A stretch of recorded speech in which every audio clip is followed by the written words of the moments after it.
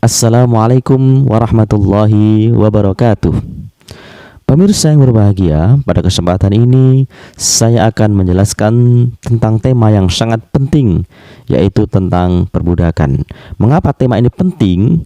Sebab banyak orang yang salah memahami agama Islam sehingga ia menuduh agama Islam ini adalah agama yang melestarikan, yang melanggengkan sistem perbudakan, atau yang lebih parah lagi, mereka menuduh agama Islam adalah agama yang memperparah sistem perbudakan. Seperti contoh berikut ini.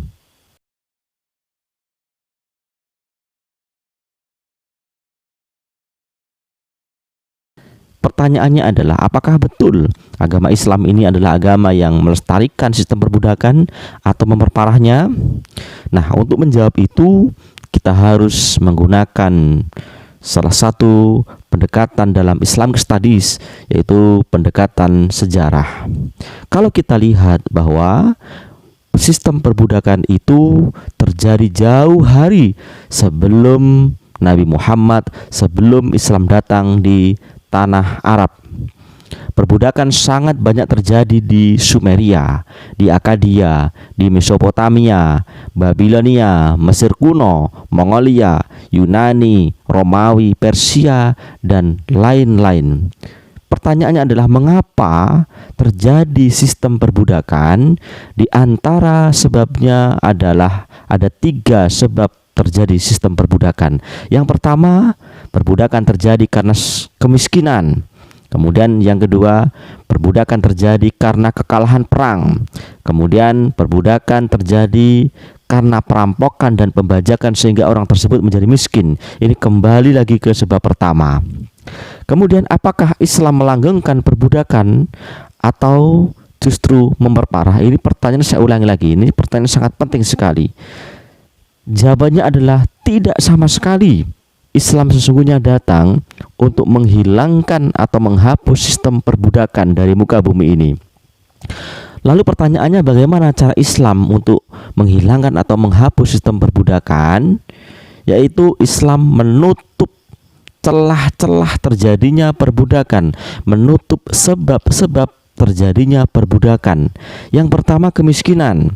Kalau kita lihat dalam Al-Quran, mulai ayat-ayat makiyah, Al-Quran ini betul-betul mewajibkan orang-orang agar mempedulikan kaum miskin. Mulai dari surah Al-Mudathir ayat 42, ma salakakum fi saqar.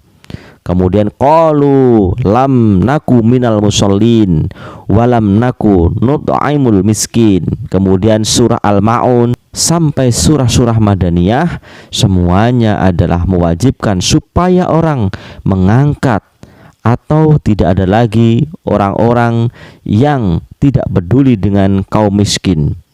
Nah, ini pintu pertama ini ditutup. Bahkan ayat-ayat Al-Quran banyak sekali ketika berbicara tentang mendirikan sholat, maka kemudian diiringi dengan perintah menunaikan zakat.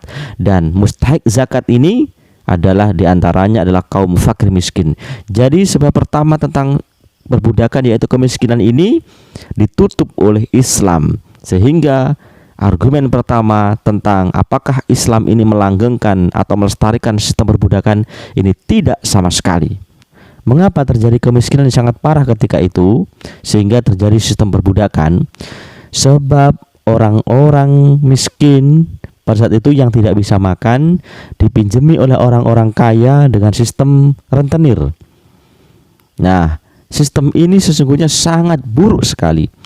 Orang-orang miskin jelas dia tidak bisa makan. Kemudian orang-orang kaya meminjami dengan catatan dia harus mengembalikan berlipat-lipat, jelas tidak mampu. Nah, ketika orang miskin ini tidak mampu, maka kemudian orang miskin yang dipinjami tadi, yang tidak bisa makan tadi, ini kemudian dijadikan budaknya. Nah, jadi riba saat itu adalah riba yang melanggengkan sistem perbudakan. Sehingga ini Al-Quran sangat-sangat ingin menghilangkan sistem riba. Sehingga kalau kita baca Al-Quran, maka Al-Quran ini sangat mengutuk keras tentang sistem ini, tentang riba ini. Maka disebutkan dalam Al-Quran, orang yang makan riba itu adalah seperti orang yang kemasukan setan dan dia kekal di dalam neraka. Ini ancamannya sangat berat sekali. Kenapa? Sebab sistem riba saat itu adalah ujung-ujungnya adalah melanggengkan sistem perbudakan, dan ini sangat ditentang oleh Al-Quran, oleh agama Islam saat itu. Kemudian sebab yang kedua, karena kekalahan perang. Sangat salah jika Islam mengajarkan peperangan. Ayat pertama kali dibolehkannya berperang adalah surah Al-Hajj ayat 39. Kalau kita baca sebabun nuzul ayat itu, bahwa Nabi dan para sahabat ini betul-betul sangat-sangat sengsara, dianiaya oleh orang-orang saat itu, oleh orang-orang kafir saat itu. Kemudian para sahabat sudah tidak kuat lagi menahan serangan itu, menahan kezaliman itu. Para sahabat bertanya kepada Nabi, "Ya Nabi, bagaimana kita ini? Kita ini sudah dizalimi, sudah disiksa sedemikian rupa. Apakah boleh kita ini untuk membalasnya?" Kemudian Nabi mengatakan, "Oh, tidak boleh." Kemudian sampai berkali-kali kemudian ayat ini. Jadi Islam sama sekali tidak mengajarkan peperangan. Islam membolehkan peperangan karena defense. Kemudian Islam mengajarkan aturan-aturan berperang, terutama terus menyeru perdamaian agar tidak terjadi pertumpahan darah. Contoh, tawanan pada perang Khaybar dan perang Hunain. Wanita dan anak-anak tidak dijadikan budak, tetapi dijadikan sibyah, dibahagiakan atau dibebaskan. Begitu pula tawanan laki-laki tidak dijadikan budak. Yang paling terlihat ketika Fathu Makkah, Rasul tidak menjadikan budak pada saat itu. Padahal kalau ingin, Rasul itu pasti bisa, karena Rasul sudah mengalami kemenangan saat itu. Nah, ini berarti Islam ini telah menyumbat dua sebab sistem perbudakan yang terjadi saat itu. Kemudian sebab ketiga terjadinya sistem perbudakan adalah perampokan dan pembajakan. Islam adalah agama yang sangat mewanti-wanti untuk memakan makanan yang haram. Perampokan dan pembajakan berarti dia adalah memakan makanan yang haram. Islam mewajibkan kepada pemeluknya untuk memakan makanan yang halal, thayyib, dan tidak berlebih-lebihan. Kulu mimma fil ardi halalan thayyiba. Surah Al-Baqarah ayat 168. Kulu wasyarabu wala tusrifu. Quran surah Al-A'raf ayat 31. Mengambil hak orang lain di dalam agama Islam saat diturunkannya Al-Quran hukumannya sangat keras. Kalau dia cukup nisabnya, maka dia akan dipotong tangannya. Nah, ini menunjukkan bahwa Islam sangat menghargai hak orang lain. Ketika Islam mengharamkan pembajakan dan perampokan, berarti hal ini Islam ingin menghapus sistem perbudakan. Sebab salah satu dari dampak perampokan dan pembajakan adalah kemiskinan. Ini menunjukkan bahwa Islam sangat menghargai hak milik. Ketika Islam mengharamkan perampokan dan pembajakan, berarti Islam ini menutup pintu kemiskinan. Ketika kemiskinan ini ditutup, secara otomatis juga Islam sesungguhnya adalah menghapus sistem perbudakan atau menyumbat sistem perbudakan ini. Quran pun secara eksplisit sangat anti perbudakan. Dalam surah An-Nisa ayat 92 ada kafarat bagi orang. Yang pertama, membunuh tidak sengaja, maka kafaratnya adalah membebaskan budak. Kemudian membunuh orang yang musuhi tetapi dia beriman, kafaratnya juga membebaskan budak. Kemudian membunuh orang kafir yang tidak memerangi pun harus membayar tebusan dan membebaskan budak. Kemudian surah Al-Maidah ayat 89, kafarat bagi pelanggar sumpah berupa memberi makan orang miskin atau membebaskan budak. Surah Al-Mujadilah ayat 3 menyebut orang yang menzihar istrinya dan menarik kembali ucapannya harus membebaskan budak. Kemudian surah Al-Balad ayat 13 menyebut bahwa jalan yang susah seperti mendaki, tetapi itu sangat mulia, diantaranya adalah fakku raqabah.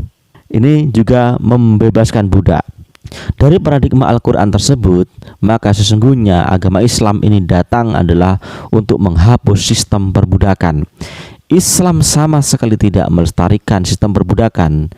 Islam datang untuk menghapus kemiskinan. Islam datang supaya orang-orang peduli dengan orang-orang miskin, kaum duafa. Ya, sehingga ini otomatis menyumbat atau menghilangkan sistem perbudakan. Islam datang untuk mengajarkan, mewajibkan manusia di muka bumi ini agar berdamai, tidak terjadi peperangan. Kemudian juga Islam sangat mengharamkan, sangat anti dengan perampokan dan pembajakan. 3 sebab yang menjadi adanya sistem perbudakan ini ditutup rapat, dihilangkan oleh Islam, sehingga ini otomatis Islam adalah agama yang betul-betul ingin menghilangkan sistem perbudakan. Nah, selain itu Islam secara eksplisit juga tidak membolehkan adanya sistem perbudakan. Maka adanya kafarat ya juga biasanya membebaskan budak. Kemudian secara eksplisit juga fakku raqabah tadi itu. Islam mengajarkan kalau kamu ingin hidup mulia, diantaranya adalah membebaskan budak. Walaupun membebaskan budak itu adalah perbuatan yang sangat-sangat sulit pada saat itu. Kenapa? Sebab sudah terjadi atau sudah mengakar sangat lama sebelum Islam datang di muka bumi, sebelum Nabi Muhammad diturunkan di muka bumi ini. Demikian penjelasan ini disampaikan. Assalamualaikum warahmatullahi wabarakatuh.